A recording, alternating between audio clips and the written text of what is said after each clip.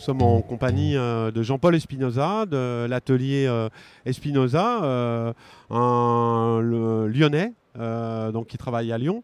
Et quelle est aujourd'hui votre vision de ce monde de l'impression numérique? Comment vous l'utilisez dans votre métier déjà aujourd'hui?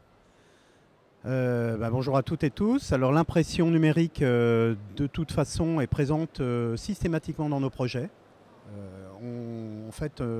On intègre cette composante au départ du projet.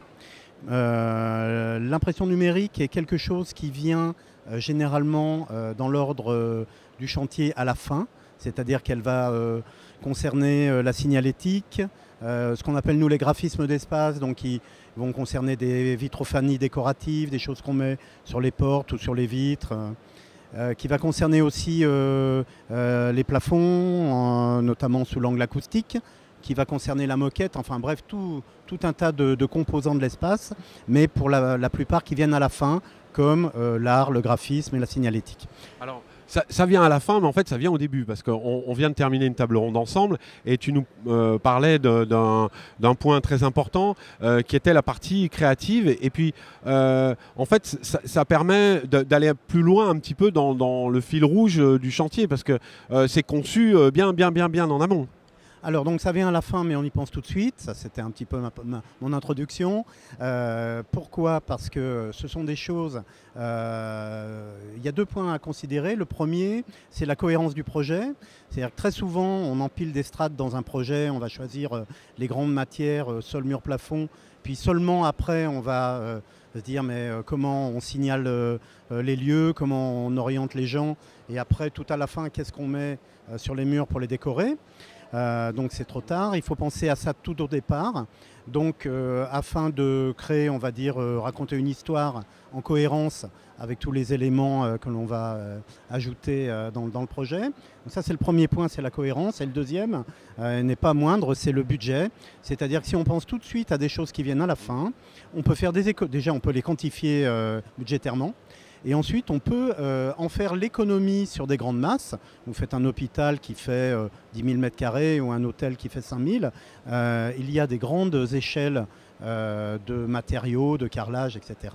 Et on peut tout de suite penser à récupérer un peu de budget en économisant quelques euros par-ci, par-là sur les grandes surfaces, qui va tout de suite nous permettre de proposer des choses qui vont se voir et qui vont qualifier le lieu, et que le client final ou le maître d'ouvrage va pouvoir s'en servir pour vendre son lieu ou pour le communiquer dessus en tout cas. On peut dire que l'architecte d'intérieur, finalement, c'est un petit peu le chef d'orchestre du projet. Alors l'architecte d'intérieur n'est pas exactement le chef d'orchestre du projet, puisque le chef d'orchestre c'est l'architecte qui travaille pour son maître d'ouvrage. Mais l'architecte d'intérieur a ce rôle important et très intéressant d'amener le projet de l'architecte auprès de l'utilisateur final, parce que très souvent, un projet d'architecture, il faut bien se représenter que c'est très compliqué, qu'il y a excessivement de travail en relation avec les normes, avec le désamiantage, avec le sismique, avec tout un tas de choses, qui fait que la partie de temps qui serait consacrée au projet est très phagocytée par tout un tas de problèmes annexes, hein, mais qui doivent être traités par l'architecte, et que nous, on est là pour aider à faire cette transition entre un architecte qui a un projet et qui a une vision de son bâtiment, et comment l'amener à l'utilisateur final. Parce que très souvent, on a vu dans beaucoup de projets, malheureusement, un architecte ne pouvoir prendre en photo que ses façades, parce que dedans, c'était un petit peu laissé à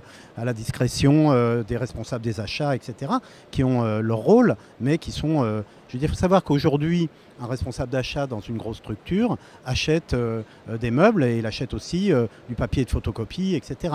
Donc on ne peut pas... on doit amener cette compétence nous-mêmes. À la fois le côté artistique et sans perdre de vue bien sûr les coûts financiers. Merci beaucoup Jean-Paul de ta participation et de ta passion communicative. Au revoir.